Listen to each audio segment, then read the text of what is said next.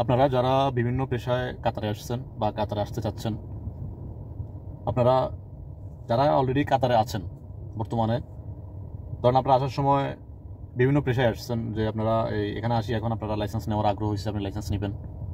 তার জন্য আপনার কী করণীয়, আপনি কী করবেন, কি কোম্পানি চেঞ্জ করতে হবে না কি চেঞ্জ করতে হবে। আপনারা যে কোম্পানিতে আসছেন, আপনাকে বাইরে যদি আপনি ফ্রি ভিসায় আছেন বলতে মানে আপনাকে কোম্পানি নিয়ে আসছে, আপনি কোম্পানির মাধ্যমে আসছেন, আসে আপনি বাইরে কাজ করতেছেন, কিন্তু আপনার প্রফেশন দেওয়া আছে অন্য কিছু। তো অন্য কিছু প্রফেশন দেওয়া থাকলে আপনি কিন্তু লাইসেন্স নিতে পারবেন না।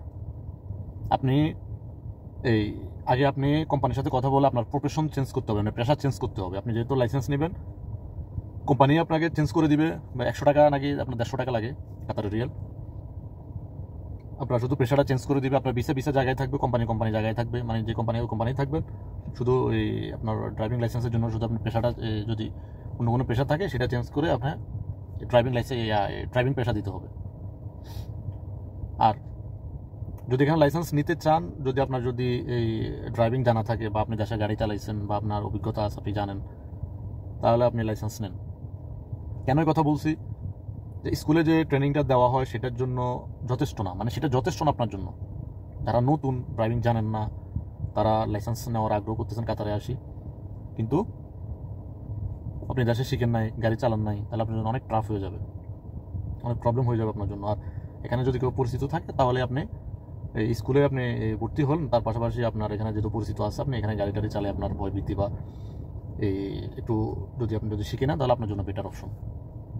আর যারা আসতে চাচ্ছেন কাতারে, আমি বলবো, আমি এই ভিডিও না, আমি আর অনেক ভিডিওতে বলছি যে আসার আগে দেশের থেকে ড্রাইভিংটা শিখে আসবেন দয়া করে। শিখে আসলে আপনার জন্য প্লাস পয়েন্ট। আপনি এখানে কোনো প্রবলেম ফেস অন্তত ড্রাইভিং নিয়ে করবেন না, ভয় পাবেন না, কারণ আপনার কোনো অভিজ্ঞতা আছে, আপনি চালাইছেন। সেই জন্যই বলছি আপনারা আসার আগে অন্তত ড্রাইভিংটা শিখে আসবেন। আর ভিসাতে আপনাদের যদি এখানে আসে ড্রাইভিং আপনি লাইসেন্স নিতে চান, অবশ্যই ভিসাতে প্রফেশন পেশা একই, ড্রাইভিং দিয়ে দিবেন, বলুন ড্রাইভিং দেওয়ার জন্য। তাহলে আপনার জন্য এখানে আসে আর কোনো ঝামেলা পোহাতে হবে না, কোনো প্রবলেম ফেস করবেন না, একদম তাড়াতাড়ি আপনি স্কুলে ভর্তি হয়ে যেতে পারবেন। আর আপনার কাছে যদি আপনার ড্রাইভিং পেশা না থাকে, তাহলে আপনি এতে একটু প্রবলেমে পড়তে পারেন। আপনি কোম্পানির সাথে কথা বলে আপনি এটা চেঞ্জ করতে হবে। তারপরে আপনি স্কুলে আপনি না জানেন, স্কুলে গেলে আপনাকে বলবো যে পেশা চেঞ্জ করেন, প্রফেশন চেঞ্জ করেন।